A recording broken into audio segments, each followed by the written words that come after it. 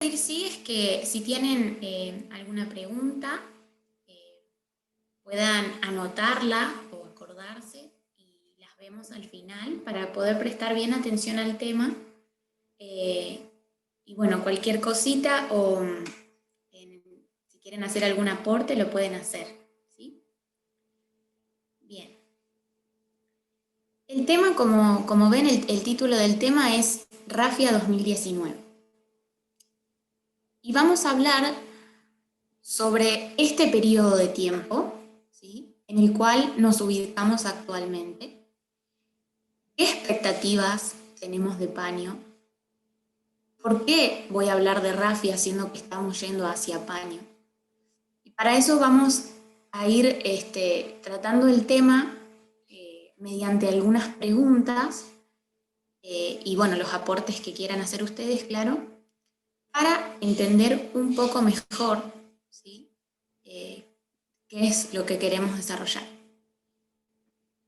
Bien, en primera instancia quisiera preguntar a alguien que quiera responder, ¿por qué le parece importante saber qué pasó en Rafia, siendo que es un hito que ya pasó?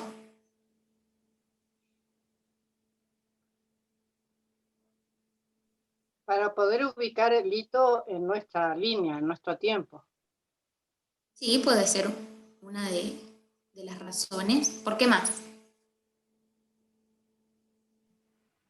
También porque justamente lo que hemos aprendido, algo de lo que hemos aprendido el último tiempo es que es tremendamente importante que vayamos uniendo los eventos y la historia a lo largo de toda la línea. Y si nosotros, nuestro objetivo es poder entender con mayor claridad lo que todavía no ha sucedido y que va a pasar, con más razón tenemos que esforzarnos en entender qué es lo que pasó para poder seguir completando esa línea de pensamiento, ¿no? Perfecto, gracias Lucho por la respuesta abarcativa. A mí me parece que es importante que cada hito que comprendemos un poco más nos va a revelar los próximos y vamos a saber cómo se va a comportar el nuevo hito. Claro, tal cual. Entonces, si lo pasamos a términos de lo que dijo Tess, si ustedes recuerdan, ella hace como agujas, ¿no?, en cada hito. Y entonces pone ese hilo conductor que, como bien dijo Lucho, nos ayuda para poder ir comprendiendo lo que viene luego. Entonces, en términos más resumidos, podemos decir que Rafia nos ayuda a entender Paño, ¿sí? Entonces, otra pregunta que quiero hacer es, ¿qué relación tienen Rafia y Paño? O sea, ¿qué cosas tienen en común ambas o diferencias?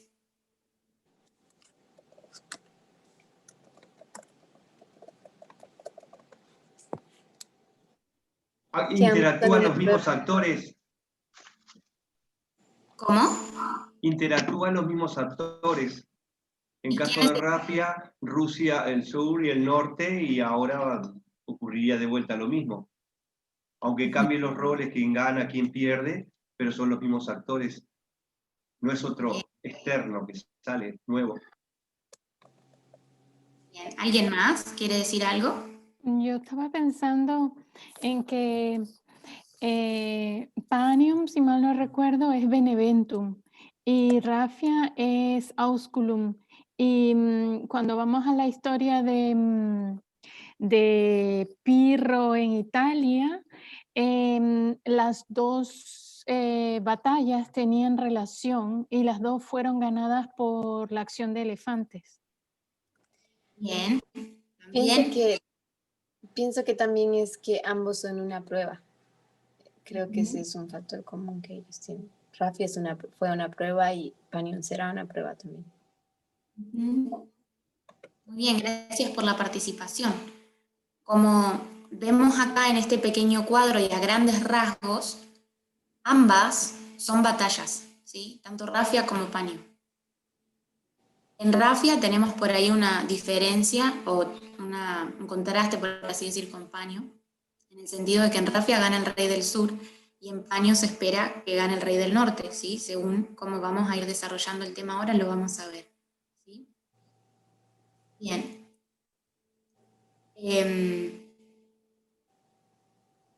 Para poder comprender un poco mejor, vamos a ver el contexto de la guerra original, ¿sí? Sería Rafia 217 a.C. Esto está situado dentro de la Cuarta Guerra Siria, ¿sí? Y ustedes saben que dentro de las guerras hay batallas, ¿sí?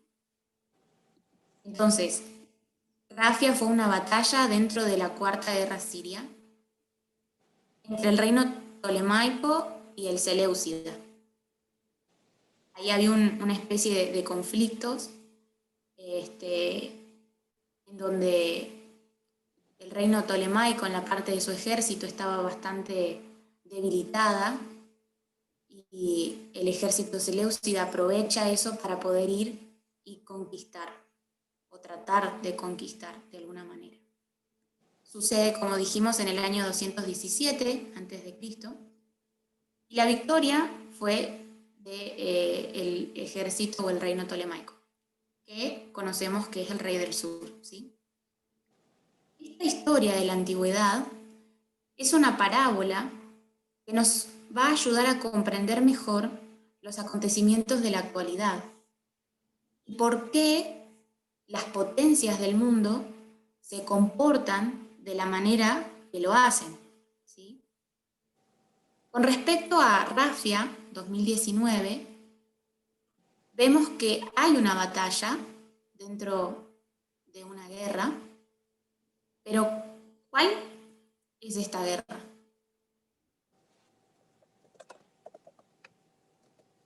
La guerra de información. ¿Y cómo la conocemos también? Como la Tercera Guerra Mundial. Entonces, esta guerra es la Tercera Guerra Mundial, ¿sí?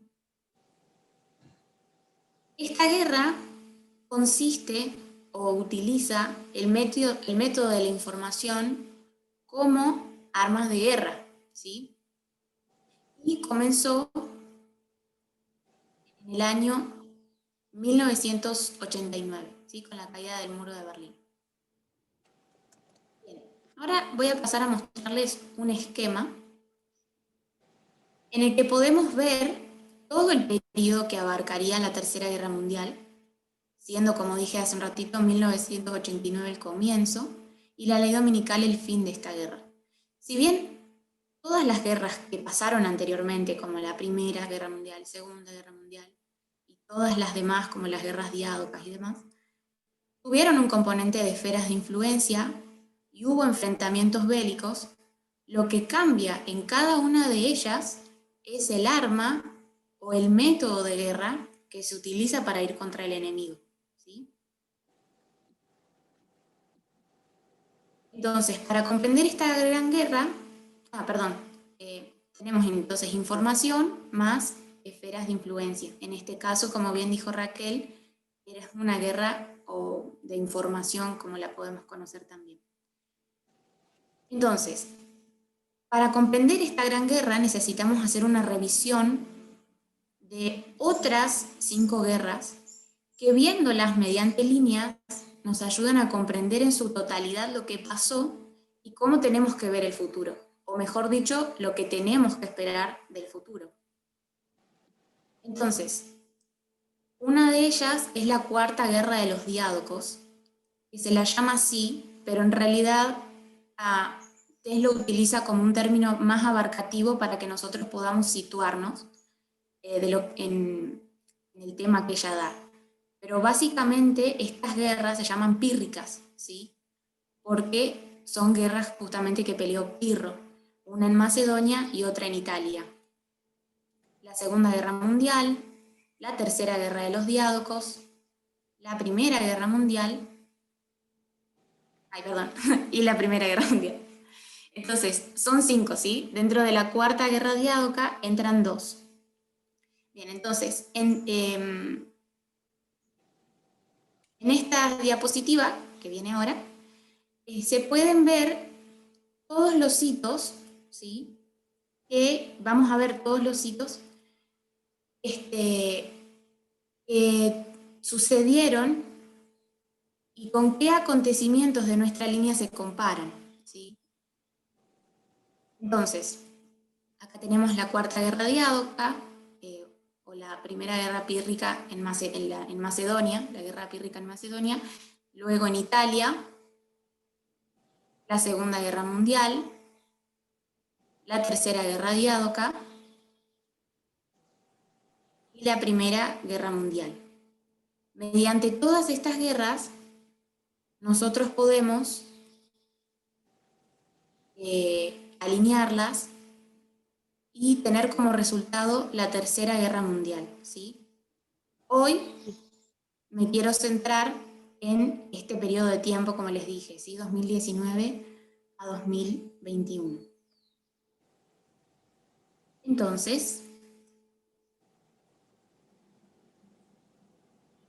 si vamos directamente a este espacio o esta fracción, por así decirlo, de la línea, vemos en la primera parte de la guerra pírrica que ocurre en Macedonia, alineado con el 2019, vemos una invasión de parte de Demetrio, quien es el rey del norte, hacia Épiro, rey del sur.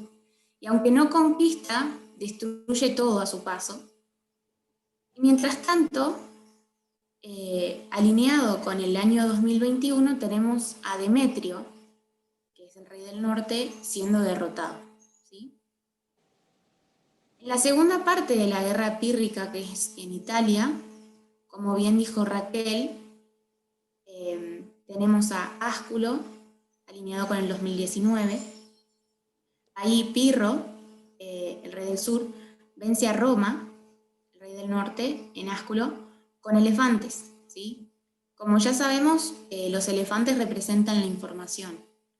Y mientras que en Malevento, no sé si sabían, bueno, seguramente sí, pero en realidad no se llama Benevento, se llamaba Malevento, solamente que por la victoria de los romanos o por la victoria del rey del norte se le cambia el nombre y en vez de Malevento pasa a llamarse Benevento. Entonces, ahí el rey del sur pierde contra Roma, debido a que los elefantes se vuelven en contra de él, de Pirro, por cuestiones naturales, digamos, de los elefantes. Sucedió ahí un problema, ¿sí? Con una de las elefantas, aparentemente, de la manada, que era la, por así decir, la matriarca o la líder, y bueno, se vuelve para auxiliar a una cría, aparentemente, que estaba lastimada, y entonces el resto de los elefantes la sigue, y eso hace que Pirro pierda esta guerra contra Roma. Seguido a esto, tenemos la Segunda Guerra Mundial, en la que Hitler, el rey del norte, rompe el pacto Molotov-Ribbentrop, que es un pacto que establecía la no agresión entre la URSS, que en ese tiempo estaba Stalin como rey del sur, y Alemania. Invade Polonia mediante una operación llamada Operación Barbarroja. Seguidamente, invade Rusia, sin llegar a su cometido, que era Moscú, por cuestiones climáticas, ¿sí? Llegó el invierno en esa zona y los soldados de Hitler no estaban preparados para pelear en ese clima hostil. Entonces no llegó a su cometido. Y alineado con el 2021 tenemos el año 1945, donde la URSS, el rey del sur, se une a los aliados para derrotar a Alemania, rey del norte. Ahora, viendo la Tercera Guerra Diádoca, nos encontramos con Ptolomeo, rey del sur, que derrota a Demetrio, rey del norte, en Gaza, ¿sí? Lo que sucede es que Ptolomeo se entera que Antígono se había ido del lugar donde estaba. Antígono había conquistado una zona que era de Ptolomeo y deja a su hijo Demetrio para que cuide todo eso que ya había ganado. Pero Ptolomeo se entera que Antígono se fue a proteger otro territorio de él. Entonces aprovecha esta situación para ir a atacar. Antígono había dejado a Demetrio unos consejeros, pero Demetrio no les hace caso, porque los consejeros le dicen que no ataque a Ptolomeo, pero Demetrio sí lo hace. Esto le juega en contra, ya que Ptolomeo gana territorio, entonces Demetrio se ve obligado a retroceder. Y bueno, esto es más o menos como una especie de pequeña contextualización de esta historia, en la que Demetrio pierde contra Ptolomeo. Y en el 2021 alineamos con el acontecimiento en el que Antígono, rey del norte, recupera lo que Ptolomeo, rey del sur, le sacó en esta, ¿cómo se diría? Esta batalla en Gaza.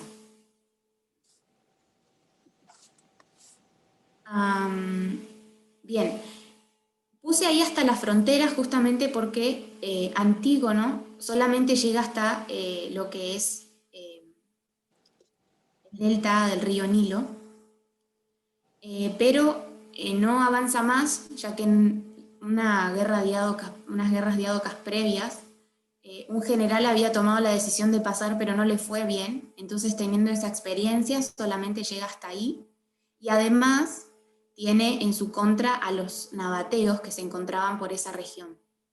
Por eso llega solo hasta la frontera. Luego nos encontramos con la Primera Guerra Mundial, en la que Lenin toma el poder de Rusia, que es rey del sur, en la revolución bolchevique. Esta revolución es auspiciada por Hitler, ya que es Hitler quien manda a Lenin para que haga esta revolución, y pone fin a la guerra en el frente oriental con el Tratado de Brest-Litov en Alemania. Perdón.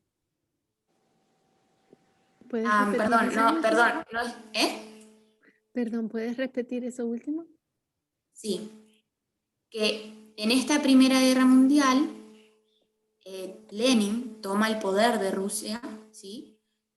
Auspiciado por Hitler, en una revolución, perdón, por Alemania, en la revolución bolchevique. Pero Hitler fue después, ¿no? Claro, por eso me corregí, dije Alemania. Okay. Ajá. Auspiciado por Alemania, que ellos envían a Lenin, ¿sí?, a Rusia para armar esta revolución. Este tratado pone fin a la guerra oriental, ¿sí? Acá hubieron grandes pérdidas para Rusia con este tratado. Yendo al año 2021, este acontecimiento se alinea con un armisticio, ¿sí?, lo que supone la derrota de Alemania en la Primera Guerra Mundial. Lenin aprovecha esta oportunidad para romper el Tratado de Brest-Litovsk y reclamar lo que había perdido.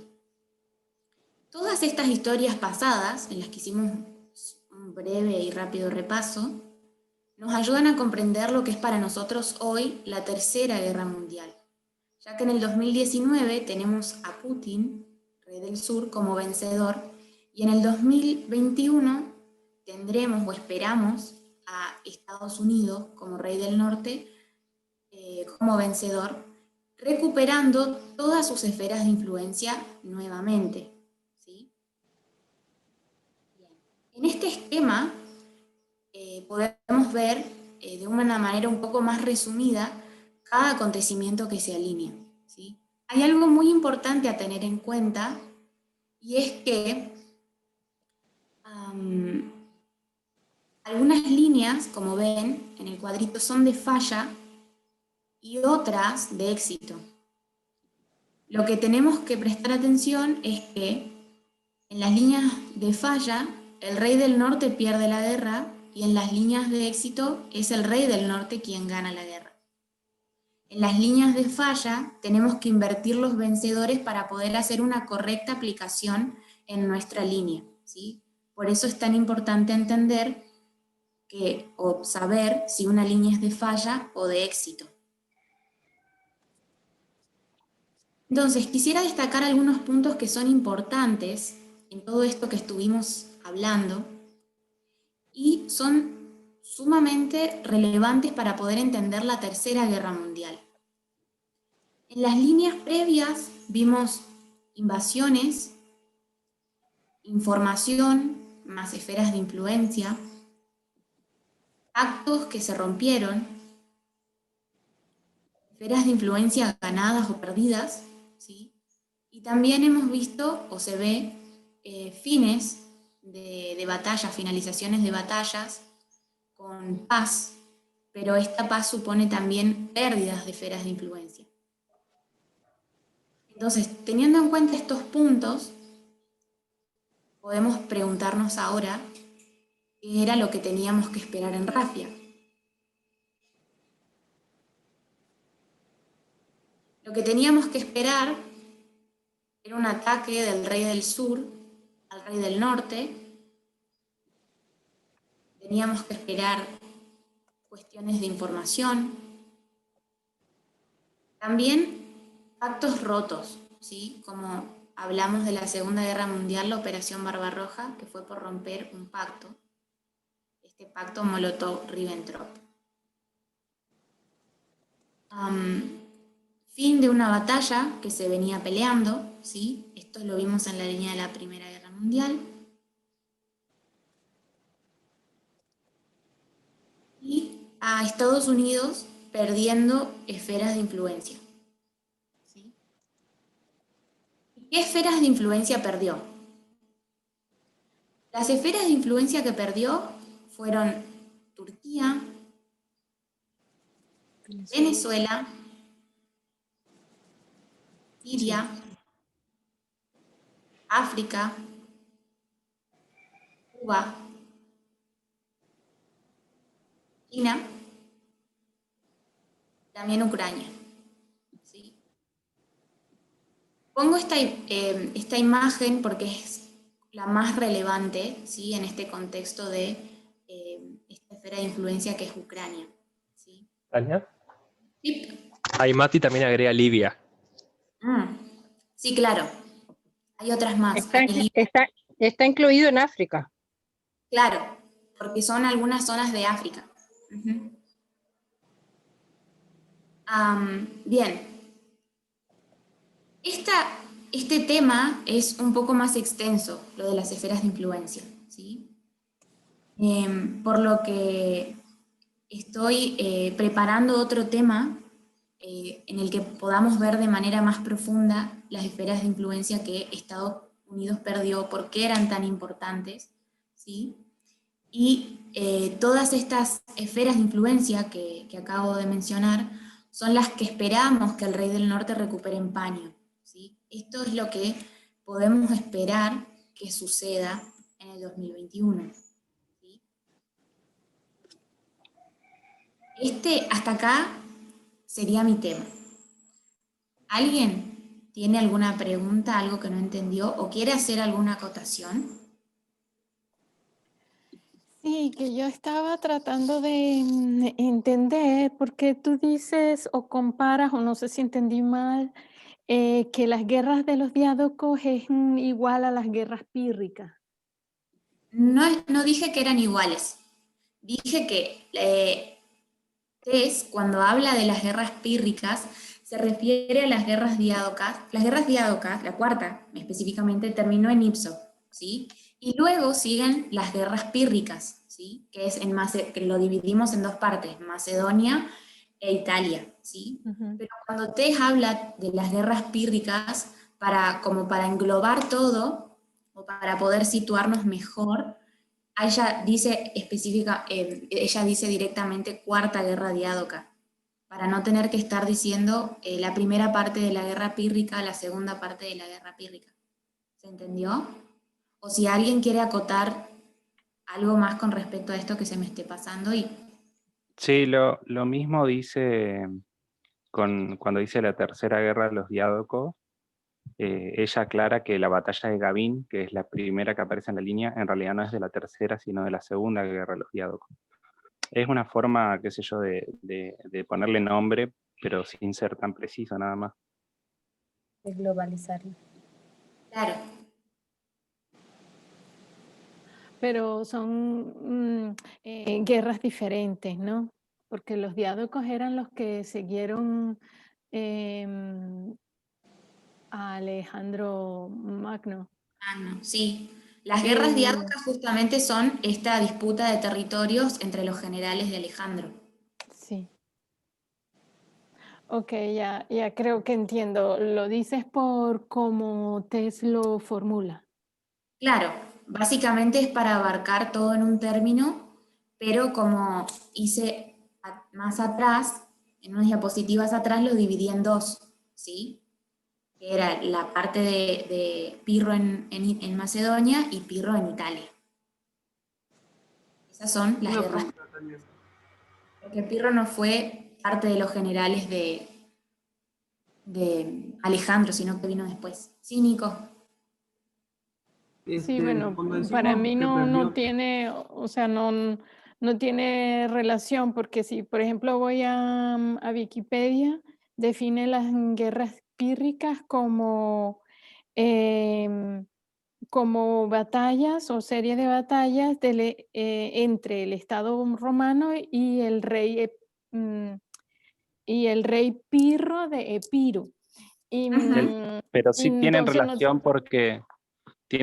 porque Pirro, la primera batalla que él pelea, porque nosotros estamos hablando de la historia de Pirro, la primera batalla que él pelea ayudando a Demetrio en la batalla de Ipso, y la batalla de Ipso fue el final de la Cuarta Guerra de los Diádocos. de la Cuarta Guerra. Entonces, cuando uno traza una línea, uno ve que tiene una partecita al principio, que es la Cuarta Guerra de los Diádocos, después otra parte que es la Guerra de Pirro en Macedonia, y otra parte que es la Guerra de Pirro en Italia. Entonces, Tess no va a poner un título gigante que diga un quinto de la guerra de los Cuarta Guerra de los Diádocos, 2/3, entonces dice Cuarta Guerra de los Diádocos, pero es como dijiste vos, las guerras pírricas no forman parte de la Guerra de los Diádocos, es solo un nombre, es como para O sea, facilitar. que tienen una relación, pero es por la profecía, no porque históricamente tengan una relación. No, sí tienen relación, porque como dije hace un ratito, Pirro, su primera pelea, su primera batalla, donde él pelea, es ayudando a Demetrio Es en Ipso, y a Antígono para vencer a Casandro, a Lisímaco y a Ptolomeo, perdón, y a Seleuco. Esa es su primera batalla. Entonces Pirro sí participó en la Cuarta Guerra de los Diádocos, fue en la última, en la de Ipso. ¿Entiendes o no? Creo que sí, pero no estoy segura. Tengo que pensarlo, creo. Tengo que unir un cabo con el otro. Pero está bien, gracias. Ya me han dado la aclaratoria. Gracias. Nico, creo que vos querías preguntar algo. sí, quería preguntar, cuando decimos, por ejemplo, que perdió influencia, por ejemplo, ¿a qué nos referimos puntualmente? Porque, por ejemplo, en Venezuela y China se me ocurre, no es que tenía una influencia dominante que los controlaba, ¿no? O me equivoco. ¿A alguien le gustaría responder la pregunta que hizo Nico? Es interesante lo que pregunta. Ay, si puedes repetirla, por favor. Sí, eso iba a decir. Nico, ¿querés repetir tu pregunta? Bueno, decía a qué nos referimos puntualmente cuando decimos que perdió influencia, porque por ejemplo, a mí se me viene a la mente en el caso de Venezuela y China, que son los más cerrados, por así decirlo, no es que tenía una influencia dominante que los controlaba, digamos.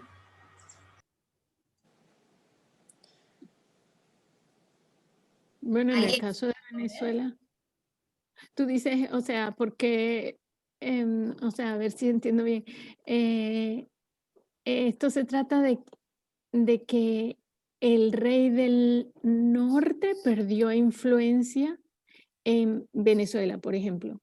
En el caso de Venezuela específicamente, yo creo que claramente Estados Unidos perdió la esfera de influencia de Venezuela, porque Venezuela antes iba siempre como en busca de ayuda de el rey del norte, es decir, de Estados Unidos.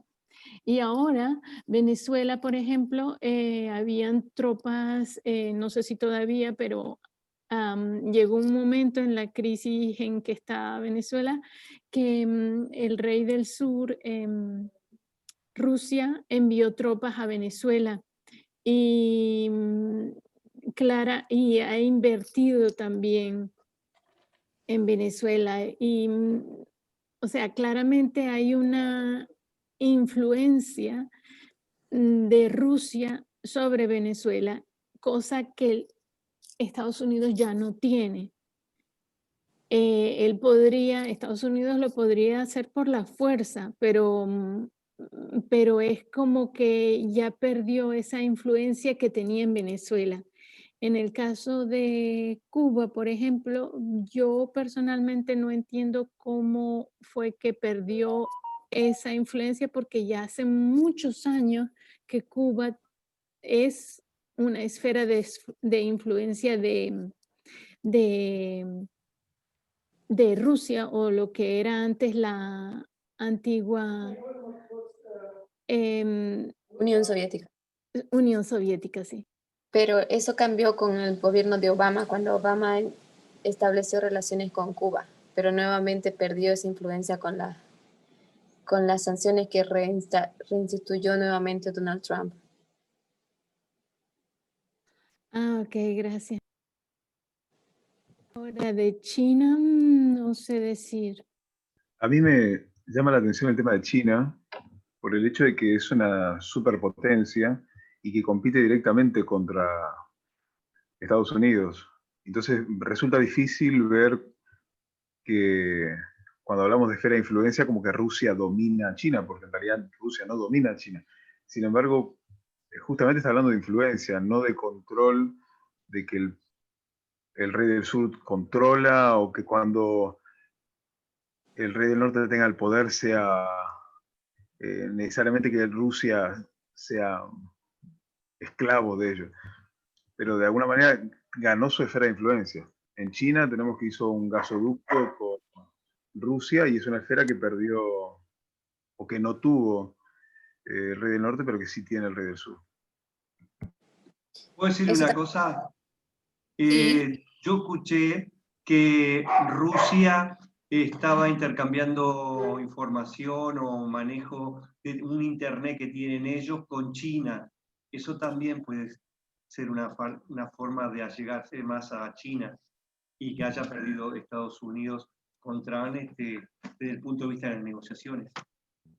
Cuando Tess explica esto de China como una esfera de influencia, habla del gasoducto que hubo una conexión entre China y Rusia, y aparte también lo relaciona con 2014 y 2019. Por eso ella elige ciertos países y dice que son esferas de influencia ganada en esa dispensación. Como que hay una conexión entre 2014 y 2019, en este caso con el gasoducto que hubo entre estos dos países. Bien, muchas gracias por sus aportes. Perdón. Sí. Otra esfera de influencia que Estados Unidos perdió en el 2019 fue cuando retiró las tropas en el norte de Siria. Y los kurdos, que eran sus aliados, como los turcos los estaban atacando, cambiaron de esfera de influencia porque Estados Unidos sacó sus tropas y se aliaron a Rusia, o proponían esa alianza con Rusia. Entonces me parece que ahí también hay una esfera de influencia perdida, que no es menor por el lugar a donde se refiere, que es ahí en Celesirio. Gracias por tu aporte, Joaco. Sí, justamente es eso lo que pasó. Y fíjense qué interesante que así como Demetrio fue testarudo a los consejeros que le dejó su padre, Trump también tenía unos consejeros y ellos le aconsejaron que no saque las tropas de Siria, pero él igualmente lo hizo, ¿sí? Entonces ahí también podemos ir viendo cómo las otras guerras nos van mostrando sobre nuestros acontecimientos, ¿sí? Sobre lo que sucede en nuestra línea. Esto vamos a verlo de forma más desarrollada en el siguiente tema que voy a preparar sobre eso. Y bueno, hasta acá sería la clase de hoy. Perdón, ¿podría hacer una última consulta? Sí. Yo quería preguntarte, porque me llamó la atención una expresión tuya, que no sé bien en qué sentido va, cuando tú decías, esperamos que el rey del norte vuelva a recuperar estas esferas de influencia. ¿Qué querías decir exactamente? Calculo lo que puede ser, pero me gustaría que me lo digas. Bueno, eso que yo estaba diciendo, lo decía porque, como dije antes, tenemos que prestar atención a las líneas de falla y a las líneas de éxito, ¿sí? Si nosotros hacemos comparaciones con las líneas, vemos que en ciertas ocasiones pierde el rey del norte contra el rey del sur o viceversa, ¿sí? En el 2019 lo que nosotros vimos es que el rey del sur le ganó al rey del norte, o sea, Rusia a Estados Unidos, en la guerra de información, o la Tercera Guerra Mundial, si lo queremos llamar así. Eso lo vemos porque, como hemos alineado las guerras, la Primera Guerra Mundial, la Segunda Guerra Mundial, la Tercera Guerra Diadoca, etc., vemos también que sucede algo similar, ¿sí? Entonces, estas líneas previas nos explican lo que pasa en nuestra historia. Por eso dije que nosotros esperamos que Estados Unidos vuelva a recuperar esas esferas de influencia, porque nuestra línea es una línea de éxito. Y en las líneas de éxito es el rey del norte el que gana. Y sabemos que el rey del norte es Estados Unidos. Por eso es que digo que nosotros esperamos que esas esferas de influencia que perdió en el 2019 las recupere en el 2021. Y sabemos que las va a recuperar por fuerza, ¿no? Tal cual. O sea, es para, digamos, afirmar la corrección de todos estos desarrollos que han hecho ustedes en el movimiento, para ver que se confirma realmente la tendencia de las líneas. Sí, no solo eso, sino el tema es que las líneas de éxito, como dijo Tania, es que el rey del norte gana. Si en una línea ganara el rey del sur, no habría ley dominical, y nosotros sabemos que necesitamos, o sea, si hay un éxito en el movimiento, que somos nosotros, en el movimiento externo, que sería en este caso los republicanos, tiene que haber una línea de éxito también. Entonces tiene que ganar el rey del norte. El rey del norte tiene que conquistar el mundo. Entonces, para que pueda haber una ley dominical. Claro, a eso me refería. Si no sería falla, y no va a haber ley dominical y nosotros no vamos a ver venir a Jesús. O sea, claro. Tiene que ser así. Entonces tiene que ganarle, tiene que conquistar Venezuela, tiene que conquistar China, tiene que conquistar todo, porque si no, imagínense cómo haríamos para predicar a un chino si está Xi Jinping ahí, no nos deja entrar. ¿Se entiende? O sea, tiene que haber una conquista. ¿Cómo le predicamos a los coreanos del norte? Es imposible entrar. Claro. Entonces tiene que haber una especie de unión en base, por más que sea malo, pero claro. así como Roma unió todo, un imperio, claro, también tiene que haber una unión, porque si no es imposible predicarle a ciertas personas que nunca escucharían esto porque están en dictaduras socialistas que no se puede entrar. Entonces eso es lo que tenemos que ver. Sí o sí Estados Unidos tiene que conquistar el mundo. Claro. Solange quería decir algo también.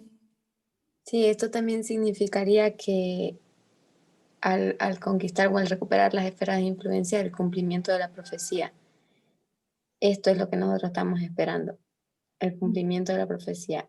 Este evento sería, esa recuperación de las esferas de influencia, ese cumplimiento de ese evento, sería el completar un fractal de todas las líneas que tenemos. Finalmente, una de todas las líneas sería completada, la de los sacerdotes. Perfecto, gracias por el aporte, Solange. Bueno, gracias a todos por haber participado. Vamos a finalizar con una oración. Le voy a pedir a Mati Lacut si quiere orar para nosotros. Bueno, Oremos. Querido buen Dios y eterno Padre que estás en los cielos, gracias, Señor, por este sábado.